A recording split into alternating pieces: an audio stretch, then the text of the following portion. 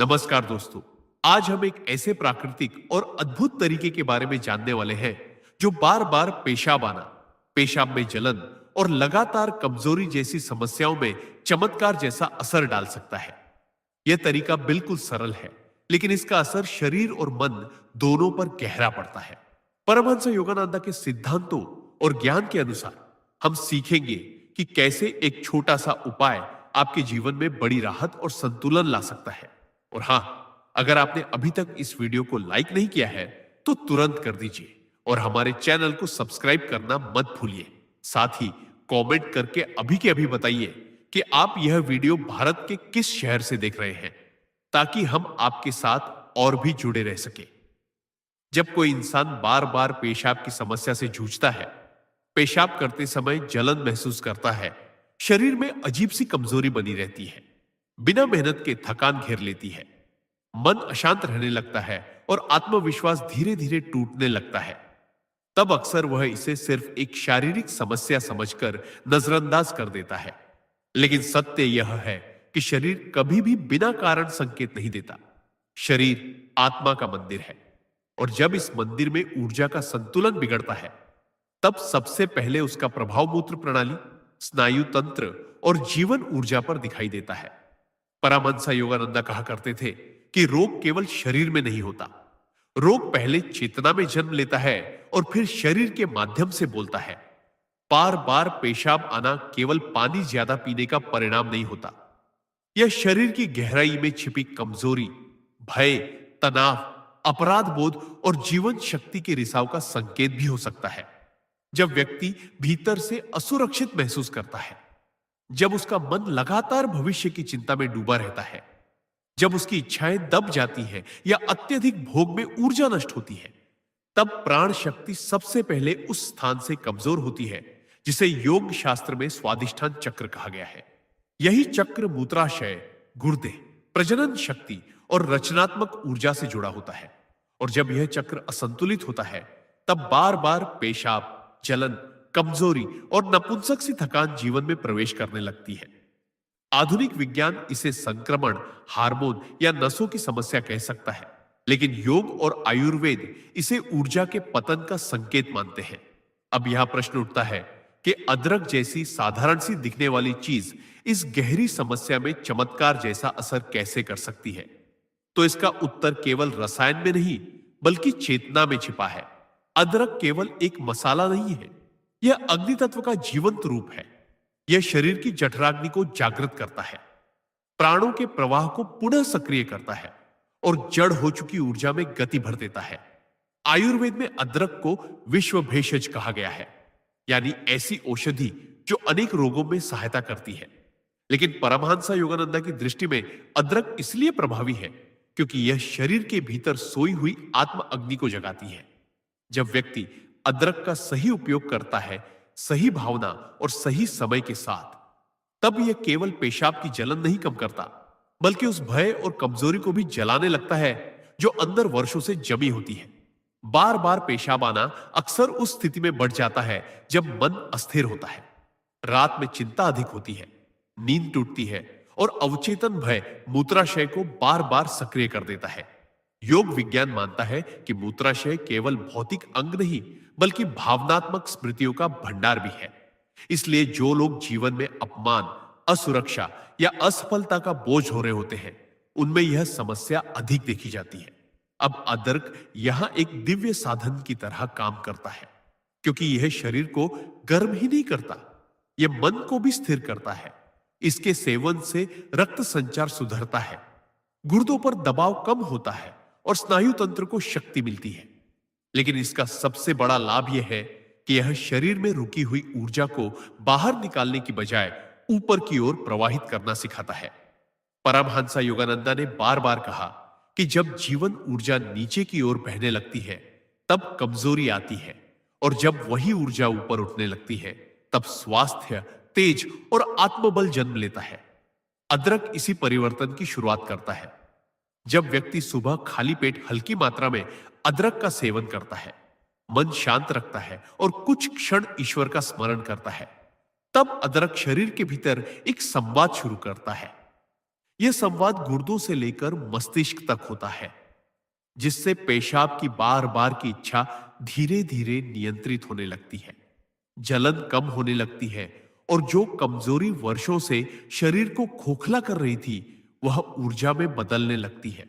लेकिन ध्यान रहे, यह कोई जादू की गोली नहीं है, यह एक साधना है, एक प्रक्रिया है। क्योंकि प्रकृति कभी भी तुरंत नहीं देती, वह पहले तुम्हारी नियत, तुम्हारा धैर्य और तुम्हारी श्रद्धा को परखती है। परमहंस योगानंद कहते थे कि जब तुम किसी प्राकृतिक उपाय को श्रद्धा के साथ अपनाते हो तब वह केवल रसायन नहीं रहता, वह प्रार्थना बन जाता है, और प्रार्थना जब शरीर में उतरती है तब चमत्कार होते हैं। इसीलिए अदरक का यह मार्ग केवल उन लोगों के लिए प्रभावी होता है जो स्वयं को बदलने को तैयार होते हैं, जो केवल दवा नहीं बल्कि चेतना की शुद्ध चाहते हैं, जो ये समझने लगते हैं कि बार बार पेशाब कोई शर्म की बात नहीं बल्कि शरीर की पुकार है, जलन कोई दंड नहीं बल्कि चेतावनी है, और कमजोरी कोई अभिशाप नहीं बल्कि दिशा बदलने का संकेत है।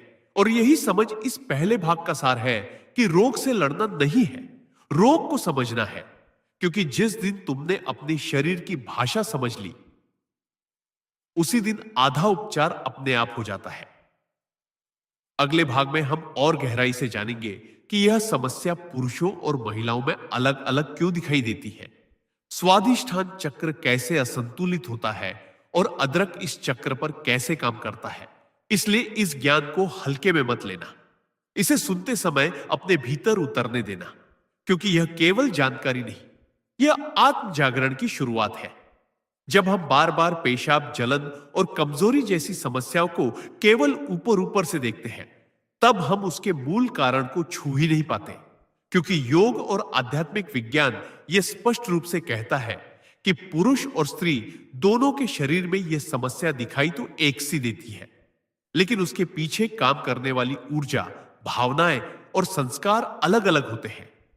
पुरुष के जीवन में यह समस्या अक्सर तब जन्म लेती है जब उसकी जीवन ऊर्जा का अत्यधिक अपव्यय होता है, जब वह लगातार मानसिक दबाव, असफलता का डर, आत्मग्लानि या अतिभोग में फंस जाता है। परमहंस योगानंद कहते थे कि पुरुष की शक्ति केवल मांसपेशियों में नहीं बल्कि उसकी संयमित चेतना में होती है, और जब यही चेतना बिखर जाती है तब शरीर सबसे पहले मूत्र प्रणाली के माध्यम से संकेत देता है। बार बार पेशाब आना यह बताता है कि भीतर जो शक्ति संचित होनी चाहिए थी वह बाहर की ओर बह रही है। वही स्त्रियों में यह समस्या अधिकतर भावनात्मक अस्थिरता, असुरक्षा, दबे हुए दुहक या स्वयं को कम आंकने की भावना से जुड़ी होती है। क्योंकि स्त्री शरीर अत्यंत संवेदनशील होता है और उसकी मूत्र प्रणाली भावनात्मक आघातों को बहुत जल्दी ग्रहण कर लेती है। इसलिए जलन, संक्रमण और कमजोरी वहां अधिक बार देखने को मिलती है। योग शास्त्र में कहा गया है कि स्वादिष्ठान चक्र केवल शारीरिक अंगों से नहीं बल्कि भावनाओं, इच्छाओं और स्मृतियों से भी जुड़ा होता है। और जब व्यक्ति अपने जीवन में किसी गहरे दुख को पचा नहीं पाता, किसी अपमान को भूल नहीं पाता या किसी भय को छोड़ नहीं पाता, तब वही भाव धीरे धीरे इस चक्र में जमा होकर रोग का रूप ले लेता है। अब यह अदरक की भूमिका और भी गहरी हो जाती है, क्योंकि अदरक केवल शरीर को गर्म नहीं करता, यह भावनाओं को पचाने में भी सहायता करता है। जिस प्रकार अदरक भारी भोजन को पचाने में मदद करता है, उसी प्रकार यह भारी भावनाओं को भी भीतर से तोड़ना शुरू करता है। परमहंस योगानंद ने कहा था कि जब तक मन हल्का नहीं होगा तब तक शरीर स्वस्थ नहीं हो सकता, और अदरक इसी हल्केपन की ओर पहला कदम है। जब अदरक शरीर में प्रवेश करता है तब वह केवल रक्त प्रवाह नहीं बढ़ाता बल्कि नाड़ियों को खोलता है, जिससे रुकी हुई प्राण ऊर्जा पुनः बहने लगती है। पुरुषों में यह ऊर्जा ऊपर उठकर आत्मबल बनती है और स्त्रियों में यह ऊर्जा भावनात्मक संतुलन में बदल जाती है। यही कारण है कि सही विधि से अदरक का उपयोग करने पर दोनों में अलग अलग लेकिन सकारात्मक परिणाम दिखाई देते हैं। बार बार पेशाब की आदत धीरे धीरे कम होने लगती है, क्योंकि मूत्राशय पर पड़ने वाला मानसिक दबाव घटता है। जलन इसलिए कम होती है क्योंकि शरीर की अंदरूनी अग्नि संतुलित हो जाती है, और कमजोरी इसलिए मिटने लगती है क्योंकि ऊर्जा का रिसाव रुकने लगता है। लेकिन यह तभी संभव है जब व्यक्ति अदरक को केवल दवा की तरह नहीं, बल्कि साधना की तरह अपनाए।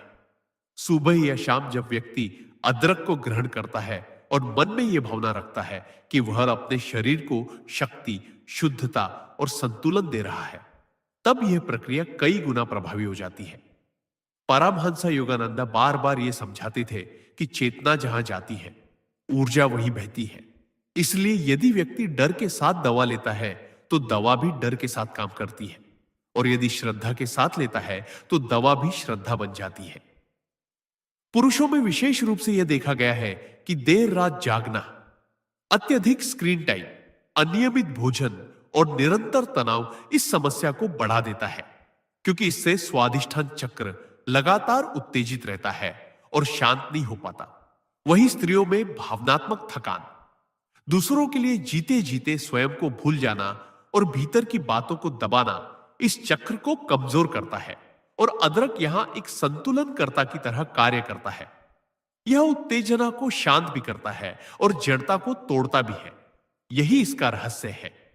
योग के अनुसार कोई भी तत्व तभी प्रभावी होता है जब वह दोनों ध्रुवों के बीच संतुलन बनाए, और अदरक अग्नि तत्व होते हुए भी विनाशकारी नहीं, बल्कि पुनर्निर्माणकारी है।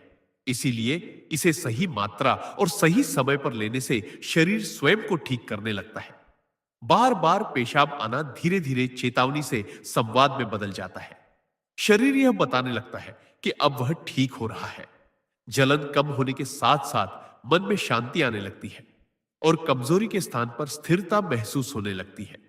यही वह क्षण होता है जब व्यक्ति समझ पाता है कि समस्या केवल मूत्राशय की नहीं थी, समस्या जीवन की गति, दिशा और ऊर्जा की थी। और यही कारण है कि परमहंस योगानंदा रोग को कभी शत्रु नहीं मानते थे, वे उसे गुरु मानते थे, जो हमें सही मार्ग पर लौटाने आता है। इस दूसरे भाग का यही संदेश है कि जब तुम अपने शरीर के संकेतों को लिंग, उम्र या शर्म के चश्मे से नहीं, बल्कि चेतना की दृष्टि से देखते हो, तब समाधान स्वयं प्रकट होने लगता है।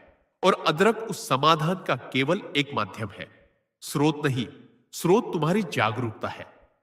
अगले भाग में हम विस्तार से समझेंगे कि अदरक को किस समय, किस रूप और किस मानसिक अवस्था में लेने से उसका प्रभाव कई गुना बढ़ जाता है, और किन गलतियों के कारण लोग इसे लेकर भी लाभ नहीं उठा पाते। इसलिए इस यात्रा को यही मत छोड़ना, क्योंकि यह केवल उपचार की नहीं, आत्म समझ की यात्रा है। अब इस यात्रा में सबसे महत्वपूर्ण प्रश्न उठता है कि अदरक को कब, कैसे और किस अवस्था में लिया जाए, ताकि उसका प्रभाव केवल शरीर तक सीमित न रहे, बल्कि चेतना तक पहुंचे। क्योंकि परमहंस योगानंदा स्पष्ट कहते थे कि कोई भी प्राकृतिक तत्व तभी पूर्ण रूप से काम करता है जब शरीर, मन और आत्मा तीनों एक ही दिशा में हो। और यही कारण है कि बहुत से लोग अदरक लेते तो हैं, लेकिन लाभ नहीं पाते, क्योंकि वे केवल पदार्थ को ग्रहण करते हैं, प्रक्रिया को नहीं, समय को नहीं और भावना को नहीं समझते। योग शास्त्र में सुबह का समय ब्रह्म मुहूर्त के आसपास अत्यंत शक्तिशाली माना गया है, क्योंकि उस समय प्राण वायु स्वाभाविक रूप से ऊपर की ओर बहती है, और यदि उसी समय सही तत्व शरीर में प्रवेश करे तो वह सीधे ऊर्जा केंद्रों को प्रभावित करता है। अदरक यदि सुबह खाली पेट, बहुत हल्की मात्रा में, शांत मन के साथ लिया जाए, तो वह सबसे पहले जठराग्नि को नहीं, बल्कि प्राणाग्नि को जागृत करता है, जिससे मूत्राशय पर पड़ा अनावश्यक दबाव धीरे धीरे कम होने लगता है। बार बार पेशाब की इच्छा जो रात या सुबह के समय अधिक होती है, उसका मुख्य कारण यही होता है कि प्राण वायु असंतुलित होकर नीचे की ओर खींचने लगती है, और अदरक इस खिंचाव को रोककर ऊर्जा को स्थिरता देता है। लेकिन यहां एक गहरी बात समझनी होगी कि अदरक को लेते समय मन में क्या चल रहा है। यदि व्यक्ति डर, हड़बड़ी या जल्द ठीक होने की लालसा में अदरक लेता है, तो वह शरीर में वही बेचैनी पैदा करता है। इसलिए परमहंस योगानंदा कहते थे कि औषधि से पहले मन को शुद्ध करो, औषधि अपने आप सही जगह पहुंचेगी। यही कारण है कि जो लोग अदरक लेने से पहले 2-3 मिनट आंख बंद कर शांत श्वास लेते हैं, ईश्वर या अपनी अंतरात्मा को स्मरण करते हैं, उनमें इसका असर गहराई से दिखाई देता है। अदरक तब केवल मूत्र मार्ग की जलन नहीं कम करता, बल्कि उस मानसिक जलन को भी ठंडा करने लगता है जो भीतर वर्षों से जमा होती है।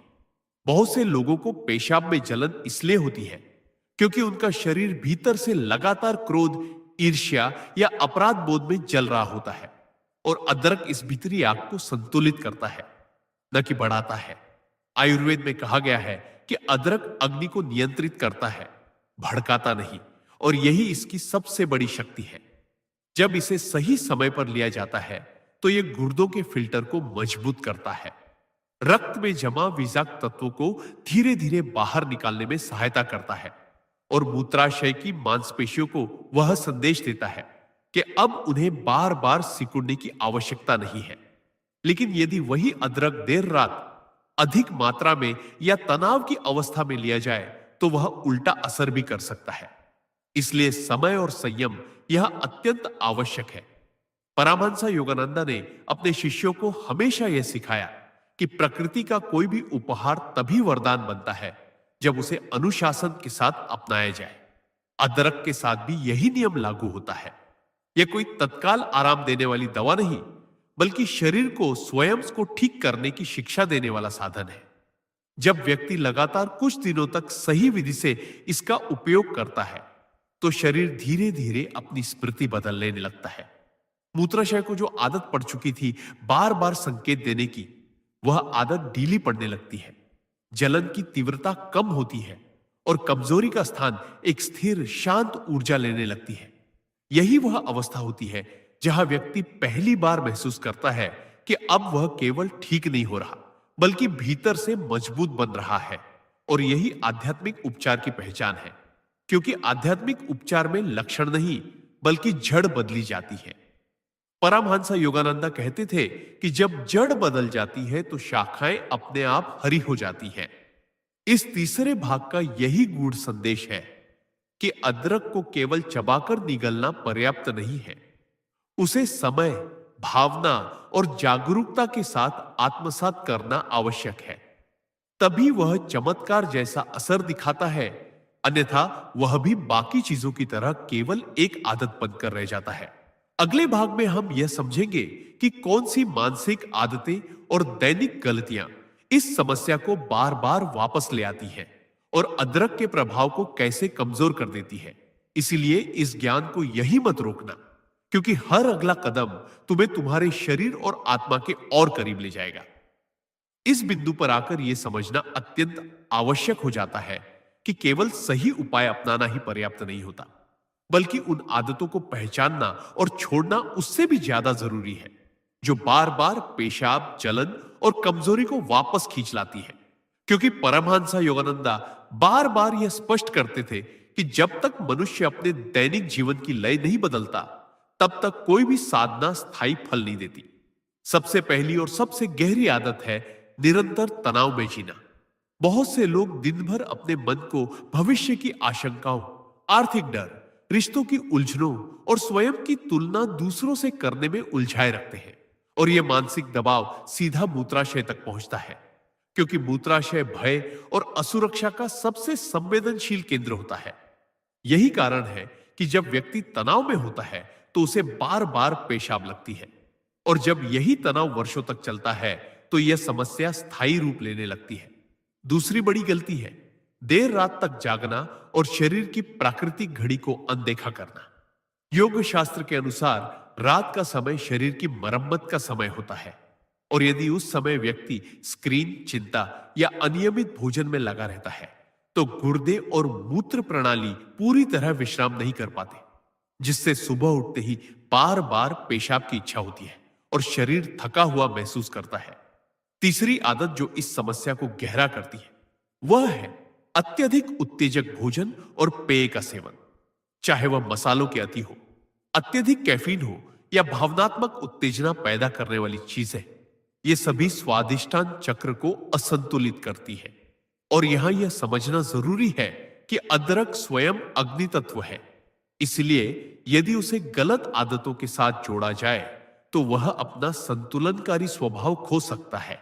परमहंस योगानंदा कहते थे कि आग आग के साथ जुड़कर प्रकाश भी दे सकती है और विनाश भी।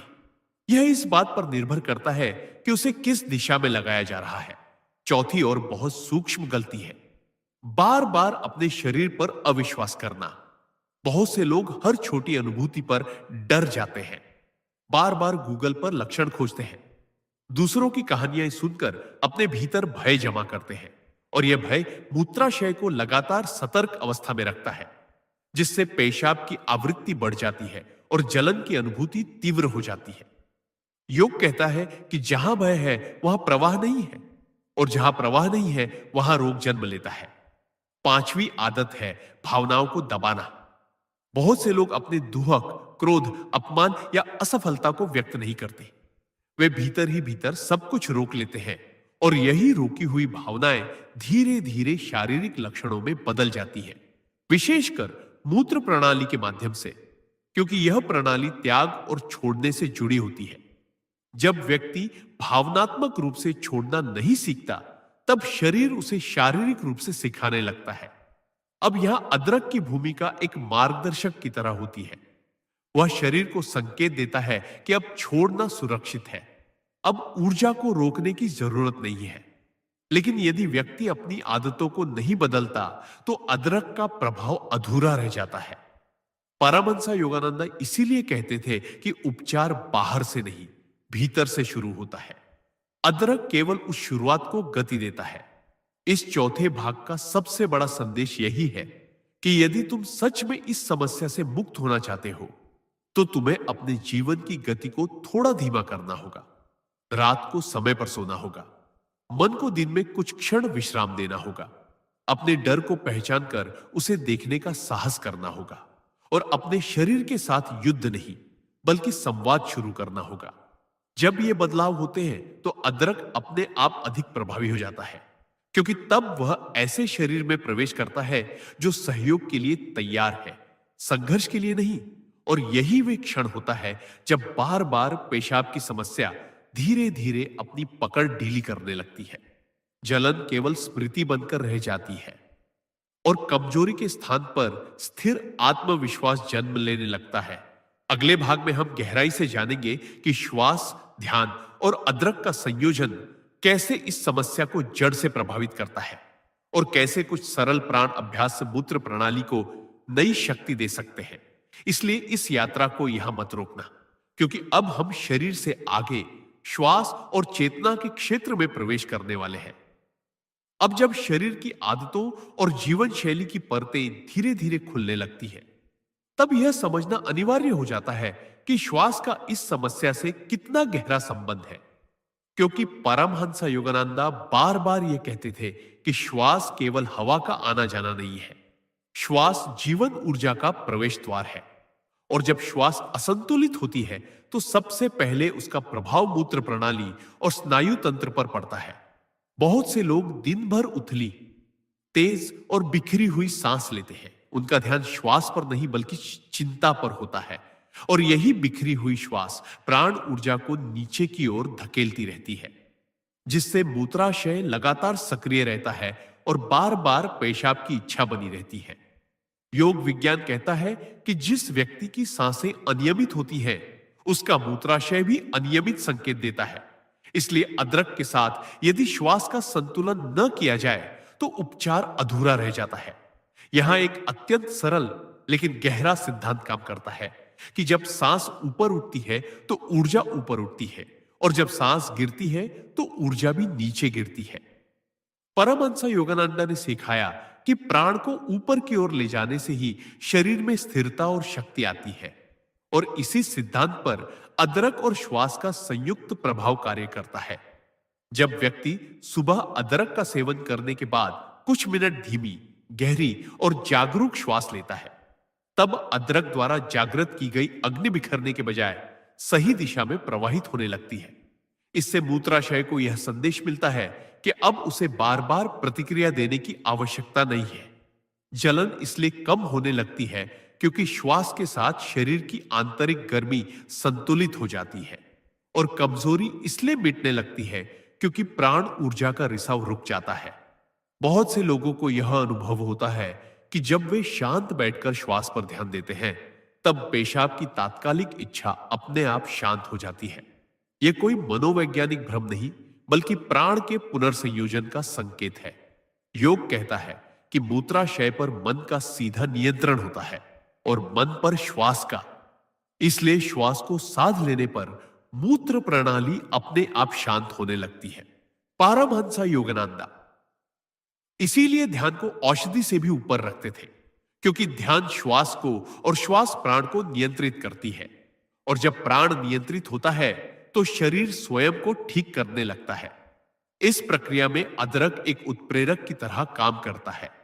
वह श्वास द्वारा ऊपर ले जाई जा रही ऊर्जा को शक्ति देता है। लेकिन यदि श्वास तेज, अनियमित या तनावपूर्ण है तो वही अदरक बेचैनी बढ़ा सकता है। इसलिए यहां संतुलन अत्यंत आवश्यक है। इस पांचवें भाग का मूल संदेश यही है कि बार बार पेशाब, जलन और कमजोरी का समाधान केवल किसी चीज को लेने में नहीं, बल्कि अपनी सांसों को वापस पाने में छिपा है। जब व्यक्ति अपनी सांसों का स्वामी बनता है तो वह अपने शरीर का भी स्वामी बनने लगता है, और यही वह अवस्था है जहां रोग धीरे धीरे पीछे हटने लगता है। अगले भाग में हम यह जानेंगे कि मन में चलने वाले विचार कैसे इस समस्या को जन्म देते हैं और कैसे विचारों की शुद्धि से शरीर स्वतः हल्का होने लगता है। इसलिए इस यात्रा को यही मत छोड़ना, क्योंकि अब हम उस स्तर पर पहुंच रहे हैं जहां विचार ही औषधि बन जाते हैं। अब इस स्तर पर आकर यह समझना अत्यंत आवश्यक हो जाता है कि विचार केवल मन की हलचल नहीं होते, वे शरीर की भाषा बन जाते हैं। और परमहंसा योगानंदा बार बार यह कहते थे कि जैसा तुम सोचते हो वैसा ही तुम्हारा शरीर बनता है, क्योंकि विचार प्राण ऊर्जा को दिशा देते हैं और वही प्राण ऊर्जा शरीर के हर अंग तक संदेश पहुंचाती है। बार बार पेशाब आना, पेशाब में जलन और लगातार कमजोरी बहुत बार किसी संक्रमण या शारीरिक कारण से पहले नकारात्मक विचारों की आदत से जन्म लेते हैं। जब व्यक्ति बार बार अपने शरीर पर शक करता है, जब वह अपने आप से कहता रहता है कि मैं कमजोर हूं, मुझ में कुछ गड़बड़ है, मैं ठीक नहीं हो सकता, तब ये विचार केवल शब्द नहीं रहते, बल्कि शरीर के भीतर आदेश बन जाते हैं। और मूत्राशय जैसे संवेदनशील अंग इन आदेशों को तुरंत मान लेते हैं। योग शास्त्र कहता है कि मूत्र प्रणाली त्याग और नियंत्रण से जुड़ी होती है, और जब मन नियंत्रण खो देता है, डर में चला जाता है या स्वयं पर भरोसा छोड़ देता है, तब शरीर भी उसी अस्थिरता को दर्शाने लगता है। परमहंसा योगानंदा इसे अचेतन प्रोग्रामिंग कहते थे, यानी व्यक्ति जाने अनजाने अपने शरीर को बीमारी का अभ्यास करा देता है। हर बार पेशाब की इच्छा आने पर डर जाना, हर बार जलन महसूस होते ही घबरा जाना, हर बार कमजोरी को स्थायी मान लेना, ये सभी प्रतिक्रियाएं शरीर को यह सिखा देती है कि यही सामान्य है, और शरीर फिर उसी पैटर्न को दोहराता रहता है। अब यहां अदरक और चेतना का संबंध और भी सूक्ष्म हो जाता है, क्योंकि अदरक शरीर की अग्नि को जागृत करता है और विचार उस अग्नि को दिशा देते हैं। यदि अदरक लेने के बाद मन में डर चलता रहे तो वही अग्नि बेचैनी बन सकती है, लेकिन यदि अदरक लेने के बाद मन में स्थिरता, विश्वास और कृतज्ञता हो तो वही अग्नि उपचार बन जाती है। परमहंसा योगानंदा अपने शिष्यों को सिखाते थे कि औषधि लेते समय भीतर यह भाव रखो कि शरीर ईश्वर की बुद्धि से बना है और वह स्वयं को ठीक करना जानता है। यह भाव शरीर के भीतर एक अलग ही संवाद शुरू कर देता है। मूत्राशय जो अब तक भय के आदेश मान रहा था, वह विश्वास के आदेश स्वीकार करने लगता है। बार बार पेशाब की इच्छा धीरे धीरे अपनी तीव्रता खो देती है, क्योंकि मन अब उसे संकट नहीं बल्कि सामान्य संकेत की तरह देखता है। जलन इसलिए कम होने लगती है क्योंकि विचारों की आग शांत हो जाती है, और कमजोरी इसलिए घटती है क्योंकि आत्मविश्वास की ऊर्जा शरीर में लौटने लगती है। योग कहता है कि शरीर को सबसे ज्यादा शक्ति तब मिलती है जब मन शांत और आश्वस्त होता है, और यही कारण है कि जो लोग ध्यान, सकारात्मक संकल्प और जागरूकता के साथ अदरक जैसे साधारण उपाय अपनाते हैं, उन्हें गहरा लाभ मिलता है। इस छठे भाग का मूल संदेश यही है कि यदि तुम अपने विचारों को नहीं बदलते तो कोई भी उपाय स्थायी नहीं हो सकता, लेकिन यदि तुम अपने विचारों को मित्र बना लेते हो तो शरीर शत्रु नहीं रह जाता। परमहंसा योगानंदा कहते थे कि जब तुम अपने शरीर से प्रेम करते हो तब शरीर भी तुम्हें प्रेम के साथ उत्तर देता है। और यही प्रेम धीरे धीरे रोग को पिघला देता है।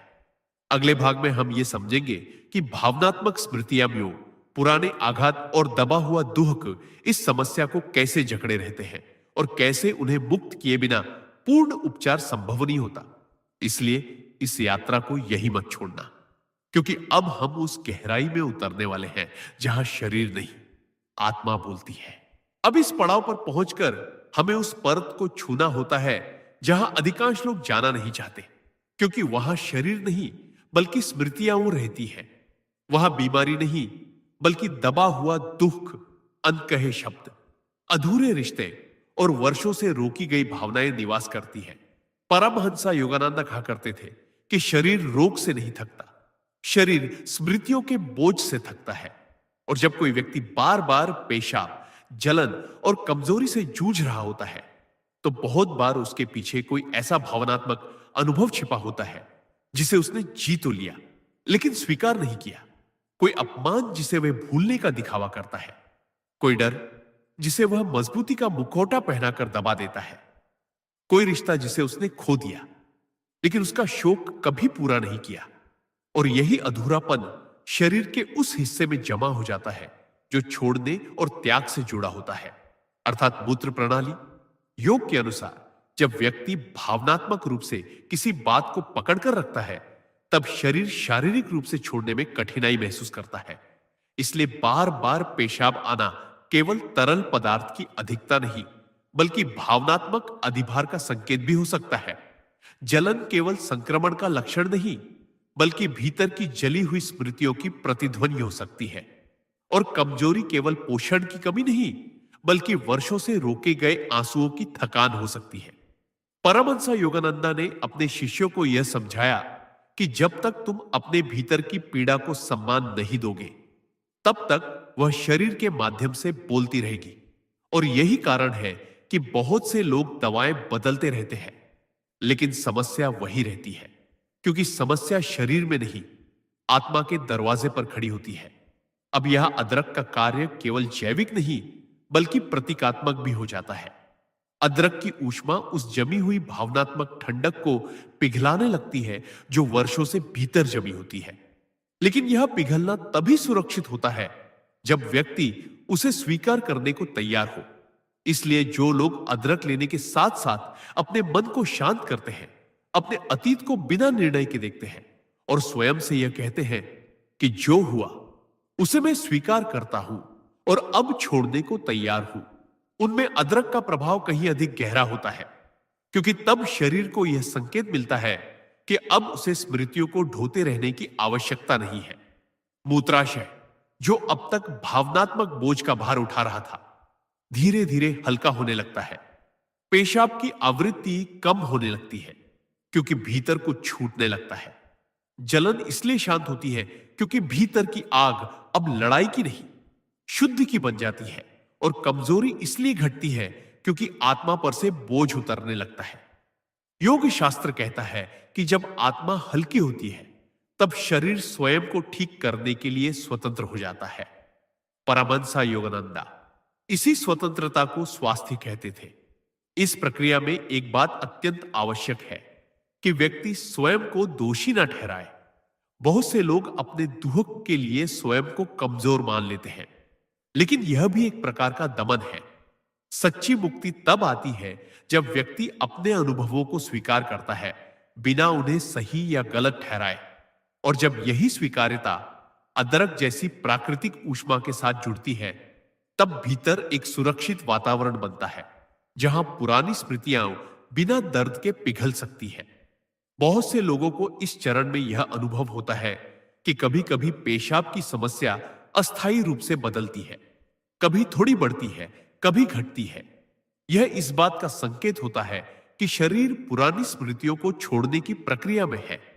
परमहंस योगानंदा ने इसे आंतरिक शुद्धि का चरण कहा है, जहां लक्षणों को डर के साथ नहीं बल्कि समझ के साथ देखा जाना चाहिए। क्योंकि जब कोई पुराना घाव भरता है तो उसमें पहले हल्की छुबन होती है। उसी प्रकार जब भावनात्मक घाव भरते हैं तो शरीर कुछ समय के लिए अलग अलग संकेत दे सकता है। लेकिन यदि व्यक्ति धैर्य रखता है, श्वास को शांत रखता है विचारों को मित्र बनाए रखता है और अदरक जैसे साधारण उपाय को श्रद्धा के साथ अपनाता है, तो यह चरण अपने आप संतुलन में आ जाता है। और उसके बाद जो शांति आती है वह केवल लक्षणों की शांति नहीं, बल्कि अस्तित्व की शांति होती है। इस 7वें भाग का मूल संदेश यही है कि जब तुम अपने शरीर की समस्या को केवल शरीर की तरह देखते हो, तब तुम आधा सत्य देखते हो, और जब तुम उसे अपने जीवन की कहानी का हिस्सा मानकर देखते हो, तब पूरा सत्य प्रकट होता है।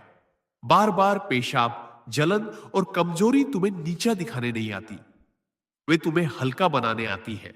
और जब तुम यह समझ लेते हो, तब उपचार कोई संघर्ष नहीं रहता, वह एक स्वाभाविक यात्रा बन जाता है। अगले भाग में हम यह जानेंगे कि आत्म अनुशासन, दिनचर्या और छोटी छोटी आध्यात्मिक आदतें कैसे इस उपचार को स्थायी बनाती है, ताकि जो संतुलन आया है वह केवल कुछ दिनों का न रह जाए, बल्कि जीवन का नया आधार बन जाए। इसलिए इस यात्रा को अभी मत छोड़ना, क्योंकि अब हम उस स्तर पर पहुंच चुके हैं जहां उपचार स्थिरता में बदलने वाला है। अब जब भीतर की स्मृतियां ये हल्की होने लगती हैं और शरीर पहली बार सुकून की सांस लेना शुरू करता है, तब सबसे बड़ा प्रश्न यह उठता है कि क्या यह संतुलन स्थायी रहेगा, या फिर कुछ समय बाद वही समस्या वापस लौट आएगी। क्योंकि परमहंसा योगानंदा स्पष्ट कहते थे कि अस्थायी शांति और स्थायी रूपांतरण में अंतर केवल अनुशासन का होता है। बहुत से लोग कुछ दिनों तक सही उपाय अपनाते हैं, शरीर में थोड़ा आराम आते ही पुराने ढर्रे पर लौट जाते हैं और फिर आश्चर्य करते हैं कि समस्या फिर क्यों लौट आई। लेकिन योग का सिद्धांत कहता है कि शरीर नई अवस्था को तभी स्वीकार करता है जब उसे बार बार उसी अवस्था में जीने का अनुभव कराया जाए, और यहीं पर दिनचर्या एक साधना बन जाती है। बार बार पेशाब, जलन और कमजोरी से मुक्त होने के लिए केवल अदरक लेना, श्वास साधना करना या विचारों को बदलना पर्याप्त नहीं है। इन सबको जीवन की लय में पिरोना पड़ता है। सुबह उठने का समय, दिन में खाने का ढंग, काम करने की गति, विश्राम की गुणवत्ता और रात को सोने से पहले की मानसिक अवस्था, ये सभी मिलकर उस ऊर्जा क्षेत्र को बनाते हैं जिसमें मूत्र प्रणाली कार्य करती है। पारमहंसा योगानंदा कहते थे कि शरीर अनुशासन से प्रेम करता है, क्योंकि अनुशासन उसे सुरक्षा का अनुभव कराता है। जब शरीर जानता है कि उसे कब विश्राम मिलेगा, कब भोजन मिलेगा और कब शांत होने का अवसर मिलेगा, तब वह बार बार अलार्म बजाना बंद कर देता है। अर्थात बार बार पेशाब की आवश्यकता कम होने लगती है, जलन शांत होने लगती है और कमजोरी धीरे धीरे शक्ति में बदलने लगती है। इस चरण में अदरक एक दैनिक स्मरण बन जाता है, यह याद दिलाने के लिए कि शरीर की अग्नि को जागृत भी रखना है और नियंत्रित भी। इसलिए इसे कभी अति में नहीं लिया जाता, बल्कि एक सीमित, जागरूक और सम्मानजनक मात्रा में अपनाया जाता है। योग कहता है कि जो व्यक्ति अपने शरीर के साथ सम्मान का व्यवहार करता है, शरीर भी उसके साथ सहयोग करता है। इसीलिए दिनचर्या में छोटे छोटे नियम अत्यंत प्रभावी हो जाते हैं, जैसे सुबह उठते ही मोबाइल न देखना, कुछ क्षण मौन में बैठना, श्वास को महसूस करना, दिन में बार बार खुद को यह याद दिलाना कि मुझे जल्दी नहीं है, क्योंकि जल्दबाजी मूत्र प्रणाली को सबसे अधिक उत्तेजित करती है। और रात को सोने से पहले मन को हल्का करना, किसी शिकायत, क्रोध या चिंता को लेकर बिस्तर पर ना जाना। परमहंसा योगानंदा कहते थे कि जिस भाव में तुम सोते हो, उसी भाव में शरीर पूरी रात काम करता है, और यदि वह भाव भय या बेचैनी का हो तो मूत्राशय पूरी रात सक्रिय रहता है। इसलिए यह चरण बहुत सूक्ष्म लेकिन अत्यंत निर्णायक होता है, क्योंकि यहां व्यक्ति रोग से नहीं लड़ रहा होता, वह एक नया जीवन ढंग सीख रहा होता है, और यही नया ढंग धीरे धीरे शरीर की स्मृति बदल देता है। मूत्राशय जो वर्षों से असुरक्षा और जल्दबाजी का अभ्यास कर रहा था, अब शांति और भरोसे का अभ्यास करने लगता है। जलन इसलिए समाप्त होती है क्योंकि भीतर की अग्नि अब अनुशासन में बहती है, और कमजोरी इसलिए मिटती है क्योंकि ऊर्जा अब बिखरती नहीं बल्कि संचित होती है। इस 8वें भाग का मूल संदेश यही है कि उपचार को घटना मत बनाओ, उसे आदत बनाओ, क्योंकि जब उपचार आदत बन जाता है तब रोग के लौटने की संभावना अपने आप समाप्त हो जाती है। परमहंसा योगानंदा इसी को जीवित साधना कहते थे, जहां हर दिन, हर क्रिया और हर श्वास उपचार का हिस्सा बन जाती है। और जब जीवन स्वयं औषधि बन जाए, तो फिर किसी चमत्कार की आवश्यकता नहीं रहती। चमत्कार जीवन का स्वाभाविक परिणाम बन जाता है। अगले भाग में हम ये जानेंगे कि कैसे आत्मविश्वास, संकल्प और आंतरिक संवाद इस पूरी प्रक्रिया को अंतिम रूप से सील कर देते हैं, ताकि शरीर और मन दोनों एक ही दिशा में चलने लगे। इसलिए इस यात्रा को यही मत रोकना, क्योंकि अब हम उस बिंदु के बहुत करीब हैं जहां रोग केवल अतीत की कहानी बनकर रह जाता है।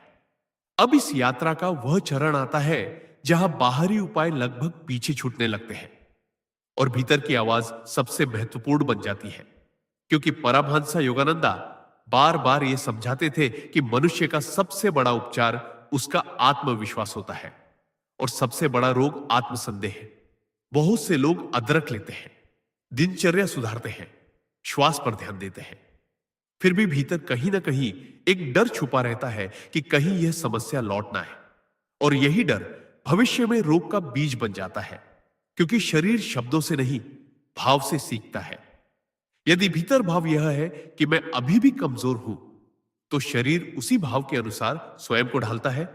बार बार पेशाब की इच्छा कई बार शरीर की आवश्यकता नहीं, बल्कि मन के उस पुराने आदेश का परिणाम होती है, जो कहता है कि सावधान रहो, डरो, तैयार रहो। योग शास्त्र में इसे आंतरिक संवाद कहा गया है, अर्थात वह बातचीत जो तुम दिन रात अपने आप से करते हो। परमहंस योगानंदा कहते थे कि मनुष्य दिन में हजारों बार स्वयं से बात करता है, लेकिन वह यह नहीं जानता कि वह क्या कह रहा है। और यही अनजानी बातचीत शरीर का भाग्य तय कर देती है। यदि यह संवाद भय से भरा हो, तो मूत्राशय हर थोड़ी देर में संकेत देता है, जलन की अनुभूति को बड़ा चढ़ाकर दिखाता है और कमजोरी को स्थायी बना देता है। लेकिन यदि यही संवाद धीरे धीरे बदलने लगे, यदि व्यक्ति अपने आप से यह कहना शुरू करे कि मेरा शरीर समझदार है, वह संतुलन सीख रहा है, हर दिन मैं थोड़ा और स्थिर हो रहा हूं, तो शरीर इस नए निर्देश को स्वीकार करने लगता है। और यही वह क्षण होता है जहां उपचार भीतर से सील हो जाता है। अदरक यहां केवल एक बाहरी सहायक रह जाता है। असली परिवर्तन आंतरिक संकल्प से आता है। संकल्प का अर्थ जिद नहीं होता, संकल्प का अर्थ होता है शांत, स्थिर और दृढ़ निश्चय। परमहंस योगानंदा सिखाते थे कि संकल्प तब सबसे शक्तिशाली होता है जब उसमें कोई घबराहट नहीं होती। जब व्यक्ति बिना जल्दबाजी के, बिना तुलना के, बिना दूसरों की कहानियों से प्रभावित हुए अपने शरीर के साथ एक शांत समझौता करता है। बहुत से लोग इस चरण में गलती यह करते हैं कि वे हर दिन अपने लक्षणों को जांचते रहते हैं। आज कितनी बार पेशाब हुआ, आज जलन कितनी थी, और यह निरंतर निगरानी शरीर को फिर से सतर्क मोड में डाल देती है। योग कहता है कि जिस चीज पर तुम अत्यधिक ध्यान देते हो वह बढ़ने लगती है। इसलिए इस चरण में सबसे बड़ा अभ्यास है भरोसा करना, शरीर को स्पेस देना, उसे यह महसूस कराना कि अब उसे खुद को साबित नहीं करना है। बार बार पेशाब की समस्या तब धीरे धीरे पृष्ठभूमि में चली जाती है, क्योंकि उसे मिलने वाला मानसिक ईंधन समाप्त होने लगता है। जलन इसलिए शांत होती है क्योंकि भीतर का संवाद अब युद्ध का नहीं, सहयोग का हो जाता है। और कमजोरी इसलिए मिटती है क्योंकि आत्मविश्वास ऊर्जा को संचित करने लगता है।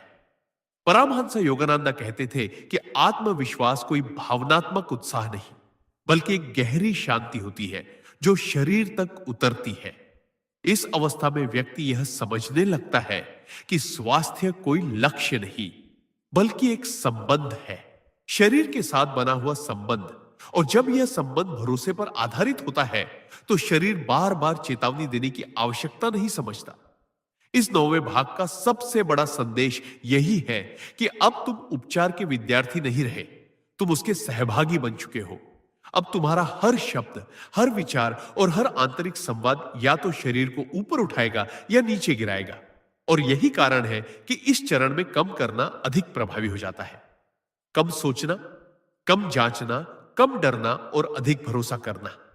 परमहंस योगानंदा ने कहा था कि जब मन शांत विश्वास में टिक जाता है, तब प्राण अपने आप सही मार्ग खोज लेता है। और जब प्राण सही मार्ग पर बहने लगता है, तब मूत्र प्रणाली जैसी संवेदनशील प्रणालियां सबसे पहले संतुलन दिखाती है। अगले भाग में हम यह समझेंगे कि यह नया संतुलन सामाजिक जीवन, रिश्तों और बाहरी दुनिया के दबावों के बीच कैसे बनाए रखा जाए, ताकि बाहर की परिस्थितियां भीतर की शांति को फिर से ना हिला सके। इसलिए इस यात्रा को यही मत रोकना, क्योंकि अब हम उस स्तर पर पहुंच चुके हैं जहां जीवन तुम्हारी परीक्षा नहीं लेता, बल्कि तुम्हारे परिवर्तन को परखता है। अब इस यात्रा का वह चरण आता है जहां असली परीक्षा शुरू होती है, क्योंकि जब तक व्यक्ति अकेले में साधना करता है, दिनचर्या संभालता है और अपने भीतर शांति अनुभव करता है, तब तक सब कुछ सरल लगता है। लेकिन जैसे ही वह समाज, रिश्तों, कामकाज और बाहरी अपेक्षाओं के बीच जाता है, वही पुराने पैटर्न उसे फिर से खींचने लगते हैं। परमहंस योगानंदा कहते थे कि संसार स्वयं में समस्या नहीं है, समस्या यह है कि हम संसार के दबावों को अपने भीतर प्रवेश करने की अनुमति दे देते हैं, और यही दबाव बार बार पेशाब, जलन और कमजोरी जैसी समस्याओं को पुनः जीवित कर सकता है। बहुत से लोग यह अनुभव करते हैं कि जब वे अकेले शांत वातावरण में होते हैं तो समस्या कम हो जाती है, लेकिन जैसे ही वे भीड़, तनावपूर्ण बातचीत, ऑफिस का दबाव या पारिवारिक टकराव झेलते हैं, शरीर फिर से संकेत देने लगता है। इसका कारण यह नहीं कि उपचार विफल हो गया, बल्कि इसका कारण यह है कि शरीर अभी भी बाहरी परिस्थितियों से अपने भीतर की शांति की रक्षा करना सीख रहा होता है। मूत्राशय विशेष रूप से उन परिस्थितियों पर प्रतिक्रिया करता है जहां व्यक्ति स्वयं को असुरक्षित, जज किया हुआ या नियंत्रित महसूस करता है। इसलिए सामाजिक जीवन में संतुलन बनाए रखना इस उपचार का अत्यंत महत्वपूर्ण भाग बन जाता है। परमहंस योगानंदा ने सिखाया कि जब तक तुम दूसरों की अपेक्षाओं के अनुसार स्वयं को मोड़ते रहोगे, तब तक शरीर तुम्हें यह याद दिलाता रहेगा कि तुम अपनी सीमा पार कर रहे हो। बार बार पेशाब आना कई बार इस बात का संकेत होता है कि व्यक्ति ना कहना नहीं जानता, वह अपने भीतर की सीमा को पहचान नहीं पा रहा, और इसलिए शरीर उसे शारीरिक सीमा के माध्यम से चेतावनी देता है।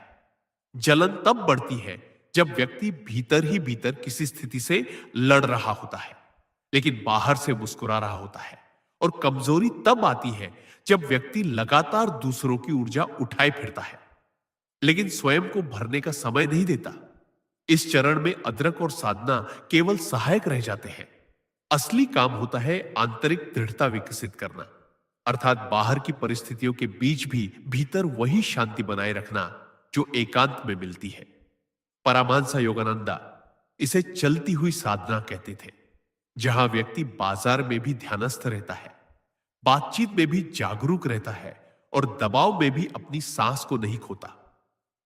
जब व्यक्ति सामाजिक परिस्थितियों में प्रवेश करने से पहले कुछ क्षण अपनी श्वास को स्थिर करता है, अपने भीतर यह भावना रखता है कि मैं स्वयं के केंद्र में स्थिर हूं, तब शरीर को यह संदेश मिलता है कि बाहर चाहे कुछ भी हो, भीतर सुरक्षा है। और यही संदेश मूत्र प्रणाली को सबसे अधिक राहत देता है। बार बार पेशाब की आवश्यकता कम होने लगती है, क्योंकि अब शरीर को खतरे का भ्रम नहीं होता। जलन इसलिए शांत होती है क्योंकि आंतरिक संघर्ष समाप्त होने लगता है, और कमजोरी इसलिए घटती है क्योंकि व्यक्ति अपनी ऊर्जा को हर जगह बिखेरने के बजाय चुनकर खर्च करना सीखता है। इस चरण में एक बहुत सूक्ष्म लेकिन शक्तिशाली परिवर्तन होता है कि व्यक्ति लोगों से प्रतिक्रिया लेने के बजाय संबंध बनाना सीखता है। प्रतिक्रिया का अर्थ होता है तुरंत भावनात्मक उत्तर देना, और संबंध का अर्थ होता है स्थिरता के साथ संवाद करना। परमहंस योगानंदा कहते थे कि जब तुम प्रतिक्रिया देते हो तो प्राण नीचे गिरता है, और जब तुम साक्षी बनते हो तो प्राण ऊपर उठता है। यही कारण है कि जो लोग सामाजिक स्थितियों में भी साक्षी भाव बनाए रखते हैं, उनमें मूत्र संबंधी समस्याएं स्वतः कम होने लगती हैं, क्योंकि शरीर अब हर बातचीत को खतरे की तरह नहीं लेता। इस 10वें भाग का सबसे बड़ा संदेश यही है कि उपचार को केवल निजी अभ्यास मत समझो, उसे अपने रिश्तों, काम और सामाजिक जीवन में उतारो, क्योंकि वही उसकी वास्तविक परीक्षा होती है। और जब तुम यह सीख लेते हो कि बाहर की आवाजें भीतर की शांति को नहीं हिला सकती, तब शरीर भी यह सीख लेता है कि उसे बार बार अलार्म बजाने की आवश्यकता नहीं है। अगले भाग में हम यह समझेंगे कि समय के साथ शरीर कैसे पूरी तरह नई स्मृति बना लेता है और पुराने लक्षण केवल याद बनकर क्यों रह जाते हैं। इसीलिए इस यात्रा को अभी मत रोकना, क्योंकि अब हम उस चरण के बिल्कुल करीब हैं जहां रोग की पहचान ही समाप्त हो जाती है। अब इस यात्रा के इस गहन चरण में हमें उस सत्य को समझना होता है जिसे बहुत कम लोग स्वीकार करना चाहते हैं, क्योंकि यह सत्य धैर्य मांगता है। और परमहंस योगानंद कहते थे कि जहां धैर्य नहीं होता वहां आत्मा का कार्य अधूरा रह जाता है। शरीर कोई मशीन नहीं है कि एक बटन दबाते ही वह नया हो जाए।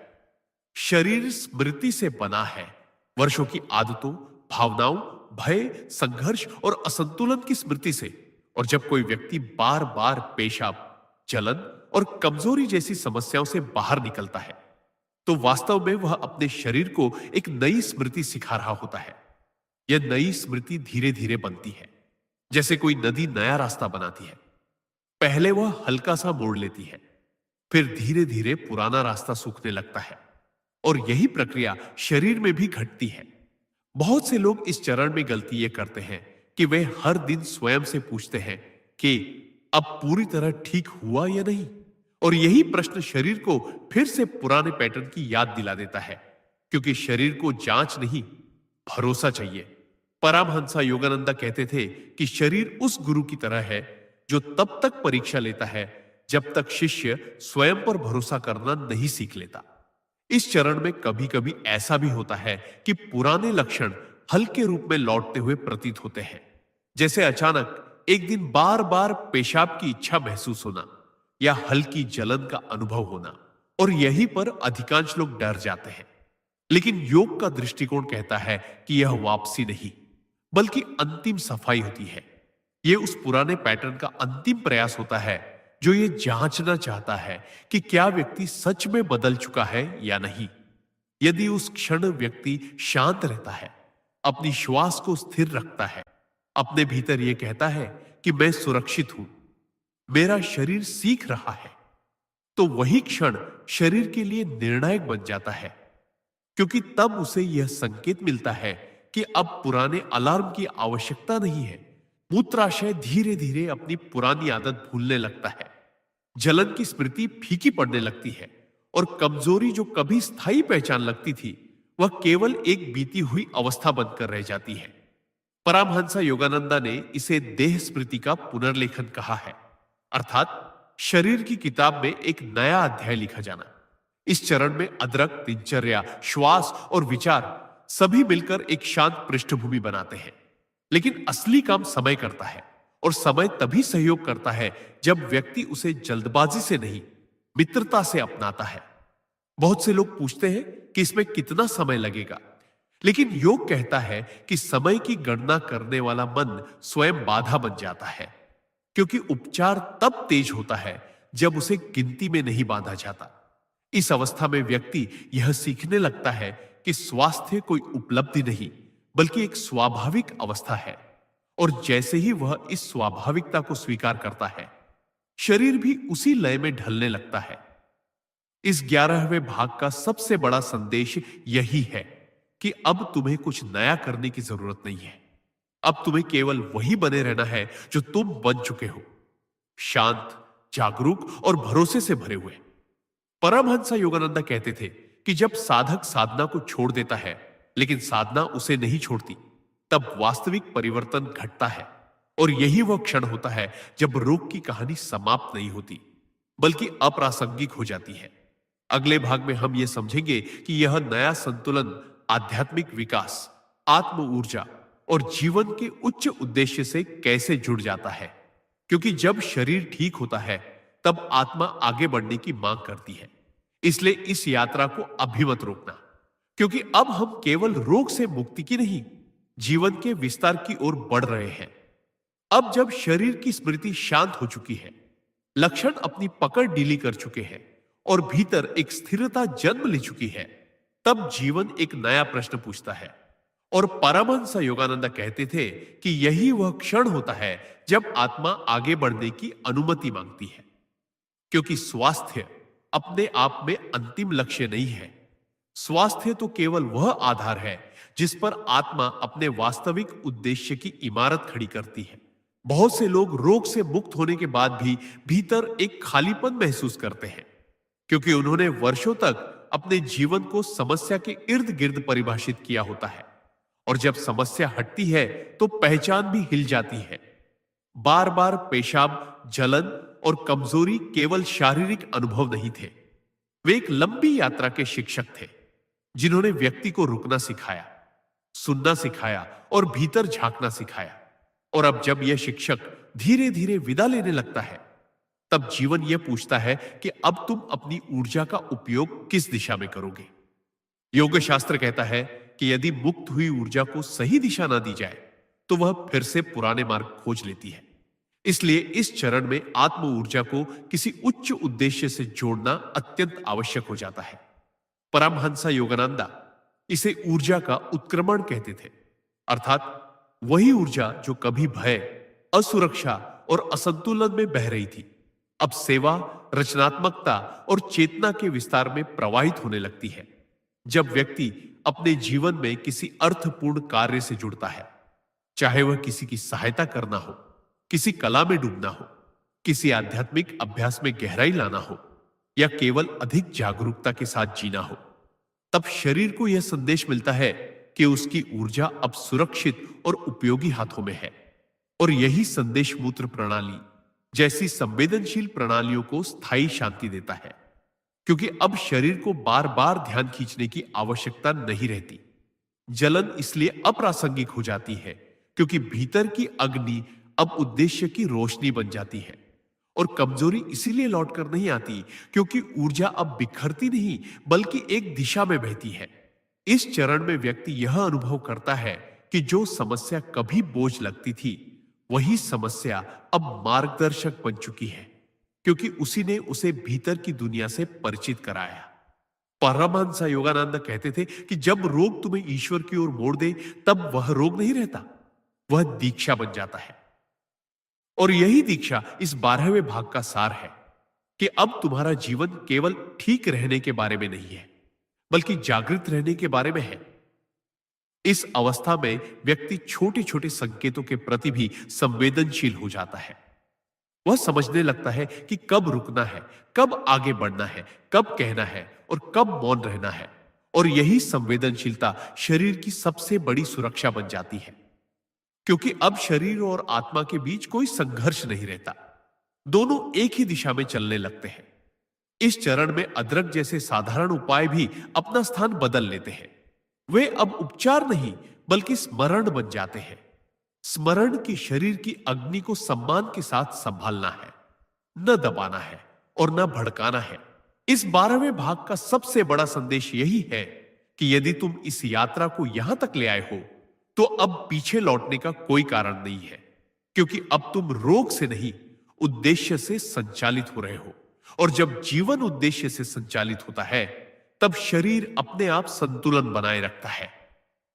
अगले भाग में हम यह समझेंगे कि इस नए जीवन दृष्टिकोण को रोजमर्रा की साधारण परिस्थितियों में कैसे बनाए रखा जाए, ताकि आध्यात्मिक ऊंचाई केवल ध्यान कक्ष तक सीमित न रहे, बल्कि जीवन के हर क्षण में उतर आए।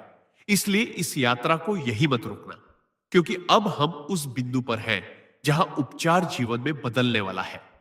अब इस यात्रा का वह सूक्ष्म लेकिन निर्णायक चरण आता है जहां आध्यात्मिक समझ को किसी विशेष समय, स्थान या अभ्यास तक सीमित नहीं रखा जाता, बल्कि उसे जीवन की साधारण सी लगने वाली गतिविधियों में उतार दिया जाता है। क्योंकि परमहंस योगानंद कहते थे कि सच्ची साधना वह नहीं जो एकांत में की जाए, बल्कि वह है जो बाजार में भी तुम्हें भीतर से स्थिर रखे। बहुत से लोग ध्यान, श्वास और आत्मचिंतन के क्षणों में शांति अनुभव करते हैं, लेकिन जैसे ही वे रोजमर्रा के कामों में उतरते हैं, वही पुरानी जल्दबाजी, वही पुराना दबाव और वही पुरानी असावधानी लौट आती है। और यही असावधानी धीरे धीरे शरीर को फिर से पुराने संकेतों की ओर धकेल सकती है। इसलिए इस चरण में सबसे बड़ा अभ्यास बन जाता है सजगता, अर्थात जो भी करो पूरी उपस्थिति के साथ करो। जब तुम चलते हो तो चलना जानते हुए चलो, जब तुम खाते हो तो खाते हुए खाओ। जब तुम बोलते हो तो शब्दों के पीछे की भावना को महसूस करो, क्योंकि योग कहता है कि जहां सजगता होती है वहां ऊर्जा बिखरती नहीं, और जहां ऊर्जा नहीं बिखरती वहां मूत्र प्रणाली जैसी संवेदनशील प्रणालियां स्वाभाविक रूप से शांत रहती है। बार बार पेशाब की समस्या बहुत बार उस मानसिक आदत से जुड़ी होती है जिसमें व्यक्ति एक काम करते हुए दूसरे के बारे में सोच रहा होता है। शरीर यहां है और मन कहीं और यही विभाजन शरीर को असुरक्षित महसूस कराता है। जलन तब बढ़ती है जब भीतर एक साथ कई दिशाओं में ऊर्जा खींच रही होती है, और कमजोरी तब आती है जब व्यक्ति बिना रुके स्वयं को खर्च करता चला जाता है। परमहंसा योगानंद ने सिखाया कि सरलता ही स्थिरता का द्वार है। जब जीवन जटिल हो जाता है तब शरीर संकेत देने लगता है, और जब जीवन सरल होने लगता है तब शरीर स्वयं को संतुलित रखने लगता है।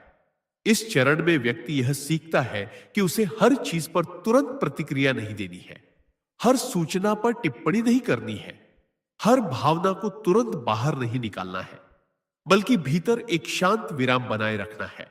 और यही विराम शरीर के लिए सबसे बड़ी दवा बन जाता है, क्योंकि विराम में ही शरीर स्वयं को सुन पाता है। बहुत से लोग इस अवस्था में यह अनुभव करते हैं कि अब उन्हें अपने शरीर को नियंत्रित करने की आवश्यकता नहीं पड़ती, बल्कि शरीर उनके साथ सहयोग करने लगता है। पेशाब की इच्छा समय के साथ स्वाभाविक हो जाती है, जलन स्मृति बनकर पीछे छूट जाती है, और कमजोरी की जगह एक सौम्य स्थिर शक्ति का अनुभव होने लगता है।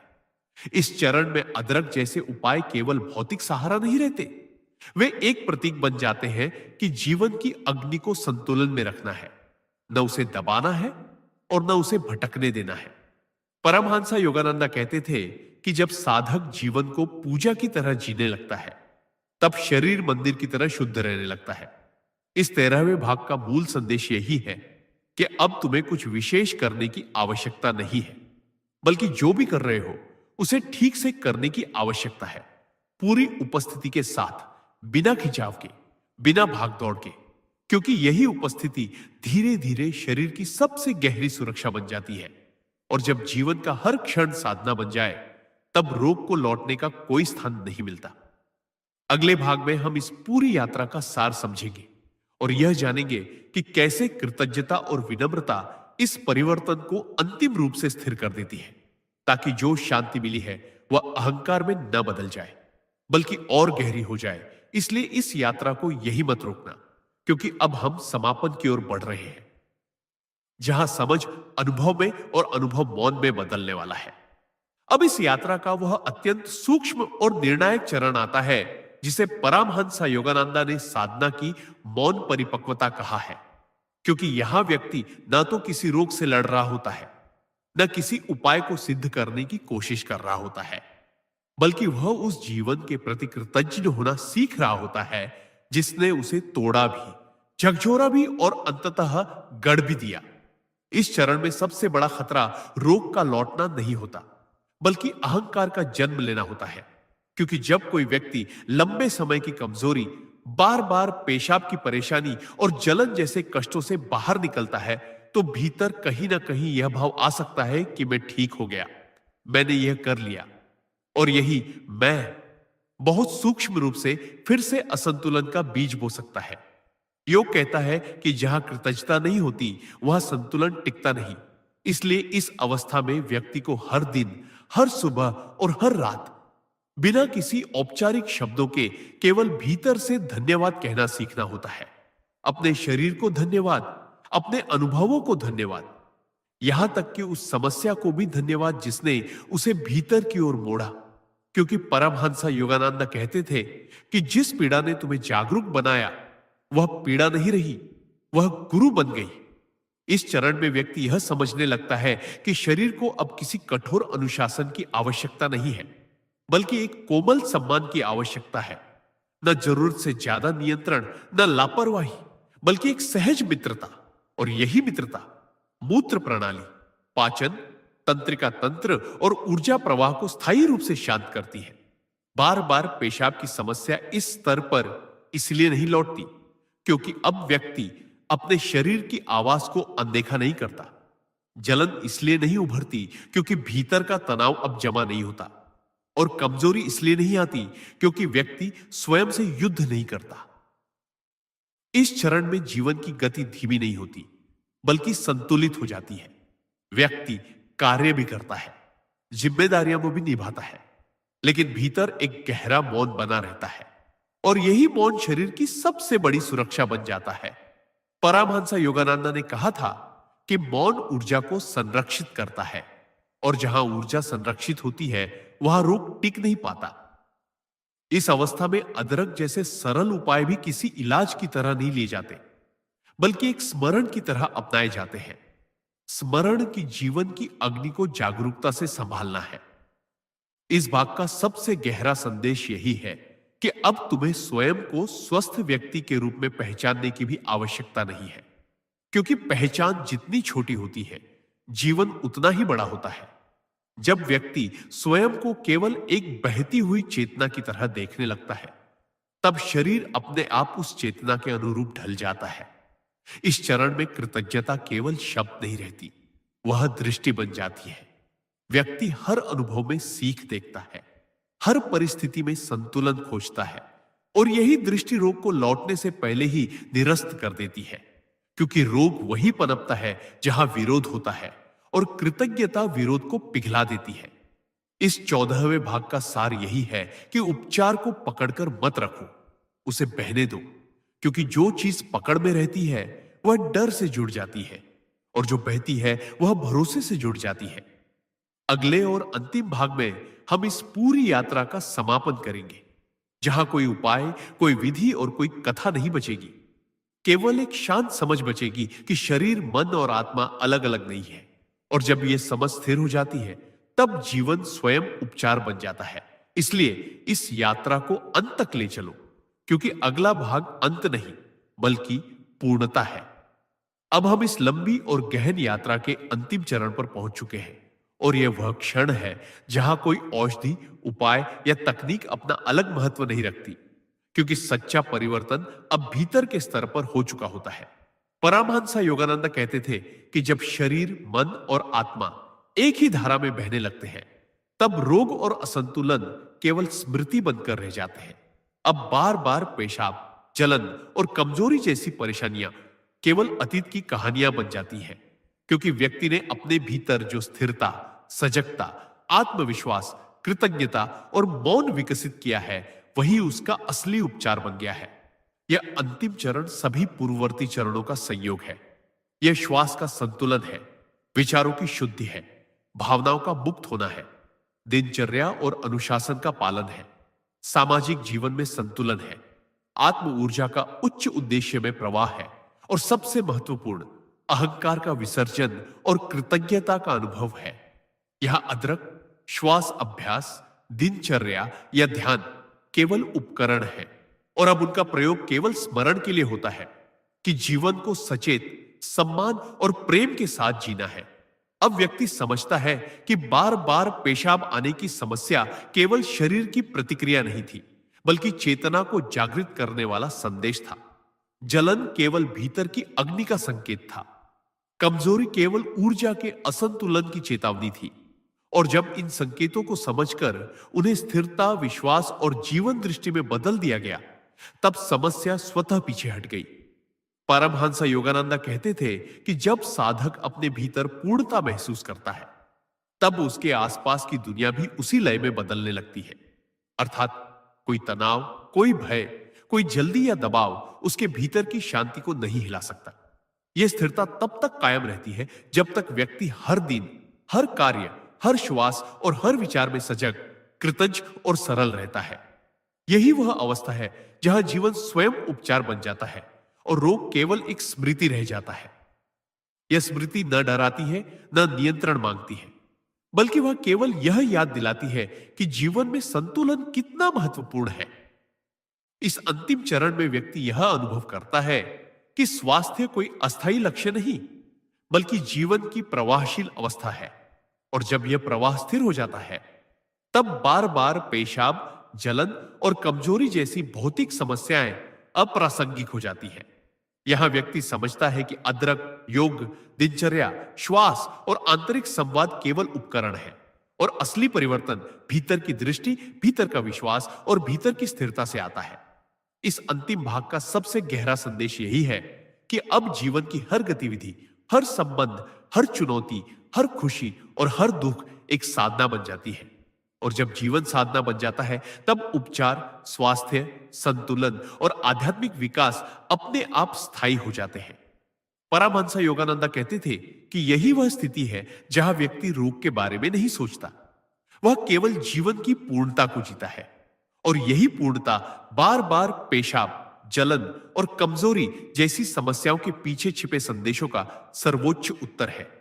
इसलिए इस 15वें और अंतिम भाग में हम समझते हैं कि यह केवल समाप्ति नहीं, बल्कि एक नई शुरुआत है, जहां भीतर की स्थिरता, सजगता, आत्मविश्वास, कृतज्ञता और मौन व्यक्ति को जीवन के हर क्षेत्र में संचालित करते हैं।